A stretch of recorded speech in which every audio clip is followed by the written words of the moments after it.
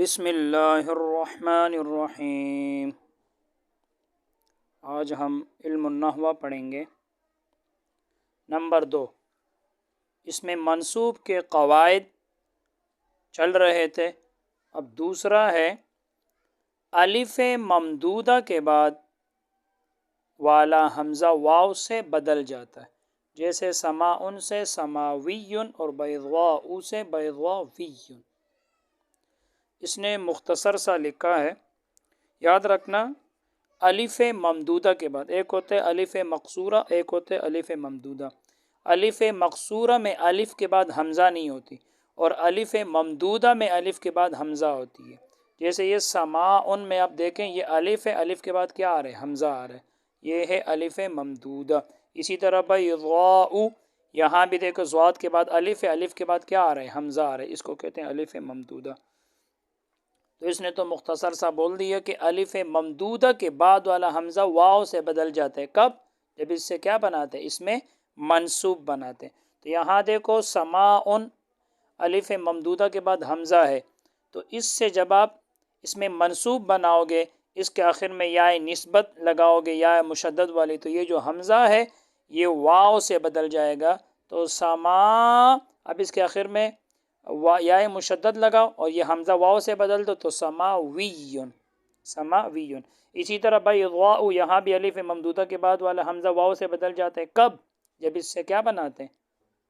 اس میں منصوب بناتے ہیں۔ تو اسی کے آخر میں آپ یا مشدد لگاؤ، اور تو اب جب اس میں منصوب بنائیں گے تو یہ حمزہ واو سے بدل جائے گا، بیضاویون پڑھیں گے، اب بیضائی نہیں پڑھیں گے، بیضاویون۔ تو اس نے مختصر سے بتا دیا، اس میں تھوڑا سا تفصیل یاد رکھیں۔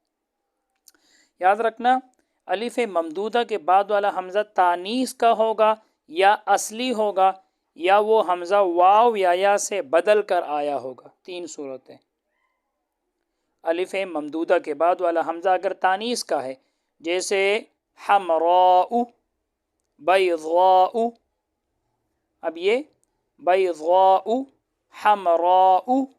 اسی طرح سوداء، یہ تانیث کا ہے، تانیث کا، کیونکہ حمراء وہ یہ مؤنث ہے حمراء، اور اس کا مذکر کیا آتا ہے؟ احمر۔ اسی طرح بیضاء، یہ حمزہ تانیث کا ہے، اس کا مذکر کیا آتا ہے؟ ابیض۔ یاد رکھنا الف ممدودہ کے بعد والا حمزہ اگر تانیث کا ہے تو اس کو واو سے بدلنا واجب ہے، جیسے بیضاء سے بیضاوی، اور حمراء سے حمراوی، صفراء سے صفراوی، یہ پہلی صورت۔ اور اگر الف ممدودہ کے بعد والا حمزہ اصلی ہے تو یاد رکھنا وہ اپنے اصلی حالت پہ، اپنے اصل پر باقی رہے گی، جیسے وضاء، وضاء، اس سے اس میں منصوب بناؤ گے تو وضائی۔ اسی طرح قراء، قاری کی جمع قراء، الف ممدودہ کے بعد حمزہ ہے نا، الف ممدودہ، تو اس سے اس میں منصوب بناؤ گے تو قرائی، اپنی اصلی حالت پہ باقی رہے گی۔ دو صورتیں ہو گئی۔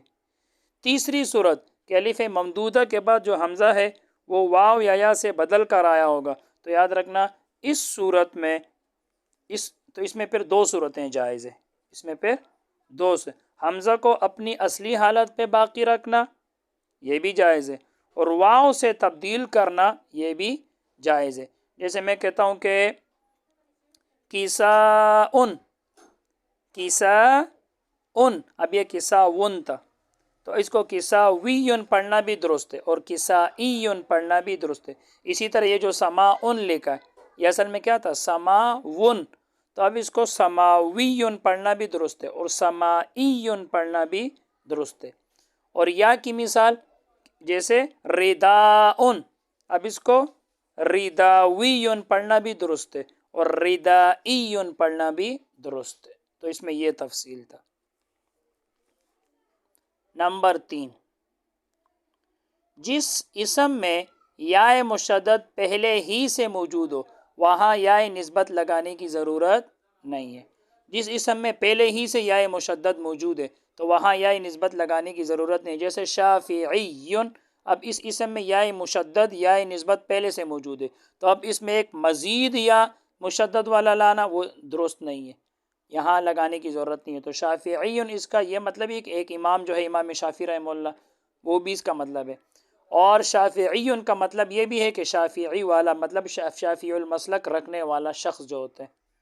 تو شافعی ایک امام کا نام ہے اور شافعی مذہب شافعی رکھنے والے کو بھی کہتے ہیں. اسی طرح اس لفظ کی طرح ایک کرسی بھی ہے. تو کرسی کا معنی تو ایک وہی ہے کرسی. اور اسی طرح کرسی اگر اس میں منصوب ہو کرسی تو پھر ترجمہ ہوگا کرسی والا.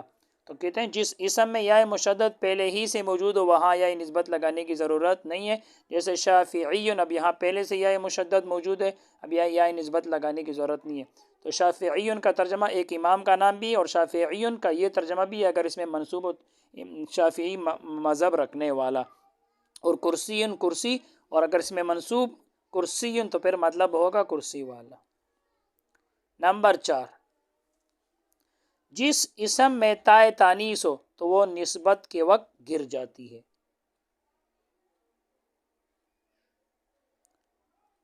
جس اسم میں تائے تانیث ہو تو وہ نسبت کے وقت گر جاتی ہے. جیسے کوفتن, اب یہاں دیکھنا اس میں تائے تانیث ہے. اب اس سے اگر آپ اس میں منصوب بناؤ گے تو یہ جو تا گر جائے گا اور آپ پڑھو گے کوفیون, فا کو زیر دو گے اور تا گر جائے گا کوفیون.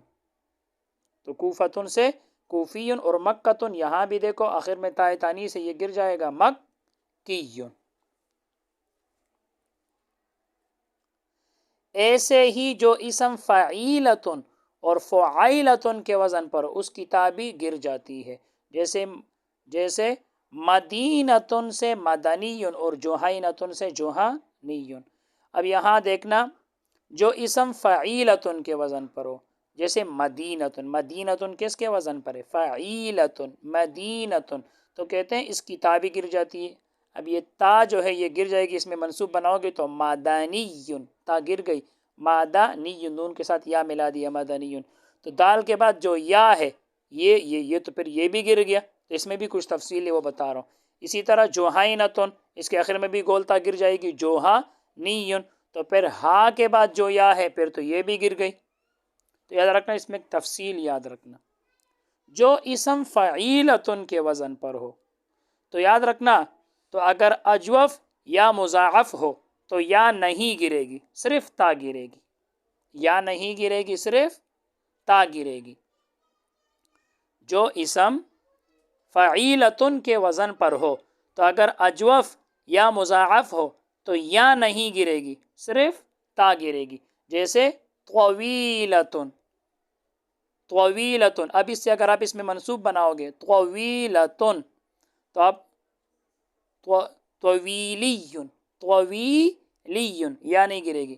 اسی طرح مضاعف کی مثال جیسے جلیلتن, جلیلتن مضاعف ہے, طویلتن یہ اجوف ہے کیونکہ طویلتن میں اصل حروف جو ہے طوا واو لام ہے. تو طوا واو لام میں جو واو ہے وہ عین کلمے کے مقابلے میں آ رہے, تو اسی کو تو اجوف کہا جاتا ہے کیونکہ حرف علت یہاں عین کلمے کے مقابلے میں. تو طویلتن یہ اجوف کی مثال ہے. اب یہاں یا نہیں گرے گی, صرف آخر سے گولتا گر جائے گی طویلیون. اور مضاعف کی مثال جیسے جلیلتن, اب جلیلتن میں آپ دیکھیں یا تو زائد ہے, جیم ہے اور دو لام ہے, یہ مضاعف ہے, تو اب اس کے آخر میں صرف گولتا گر جائے گی, یا نہیں گرے گی. جلیلتن سے آپ اس میں منصوب بناؤ گے تو جلیلیون, صرف تا گر جائے گی جلیلیون. اور اگر فعیلتن کے وزن پر جو اسم آ رہے وہ اجوف اور مضاعف نہ ہو تو پہلے اس کی یا زائدہ کو حذف کریں گے, پھر عین کلمہ کو فتحہ دیں گے. پھر پہلے کس کو حذف کریں گے, یا زائدہ کو, پھر عین کلمہ کو فتحہ دیں گے. جیسے مدینتن سے مدنیون, پہلے یا زائدہ کو حذف کر لیں گے اور آخر سے گولتا گر جائے گی تو مدینتن سے مدنیون, مدنیون. اسی طرح ربیعتن سے ربعیون, اور اسی طرح بجیلتن, اصل حروف کیا ہے با جیم لام, بجیلتن سے بجلیون. اسی طرح حنیفتن, حنیفتن میں اصل حروف کون سے ہا نون فا, تو یہ مضاعف بھی نہیں ہے اجوف بھی نہیں ہے, تو حنفیون. اسی طرح صحیفتن, صحیفتن میں بھی اصل حروف کون سے صاد ہا فا, تو یہ اصل حروف ہے، تو مضاعف بھی نہیں ہے، اجوف بھی نہیں ہے، تو صحیفتن سے کیا ہو جائے گا؟ صحافیون، صحافیون، اس میں یہ تفصیل ہے۔ اب فعیلتن، یاد رکھنا جو اسم فعیلتن کے وزن پر ہو تو یاد رکھنا اگر وہ مضاعف ہے، اگر وہ مضاعف ہے تو اس میں منصوب بناتے وقت یا نہیں گرے گی اگر وہ مضاعف ہے، جیسے امیمتن سے امیمیون، حمیمتن سے حمیمیون، یہ تفصیل ہے، اس میں یا نہیں گرے گی۔ امیمتن فعیلتن کے وزن پر ہے تو امیمیون، حمیمتن یہ بھی فعیلتن کے وزن پر ہے تو حمیمیون۔ اور اگر مضاعف نہیں ہے تو پھر اس کی یا کو بھی حذف کر دیا جائے گا، جیسے جوہینتن، اب یہ مضاعف نہیں ہے، جیم ہا نون اصل ہے جوہینتن، اب یہ یا بھی گرے گی اور پھر آخر سے گول تا بھی گرے گی تو جوہینتن سے جوہانیون، اور اسی طرح ایک دوسرا لفظ ہے مزینتن سے مزنیون، یہ تفصیل اس میں یاد رکھیں۔ بس آج کے لیے اتنا ہی، اللہ تعالی ہم سب کو علم نافع عطا فرمائے۔ السلام علیکم۔